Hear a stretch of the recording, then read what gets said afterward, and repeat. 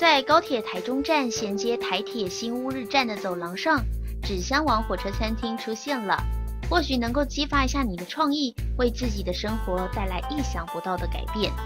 纸箱王火车餐厅从远处看过去，就是一间拥有城堡造型的餐馆。但是呢，当你逐渐的靠近它，才会发觉原来啊，这个城堡的造景和餐厅内部的装潢以及摆设，几乎都是瓦楞纸所打造而成的。将纸的艺术以及铁道文创互相的来结合，选在纸箱王火车餐厅吃顿饭，包准是一个独特又美好的特殊回忆。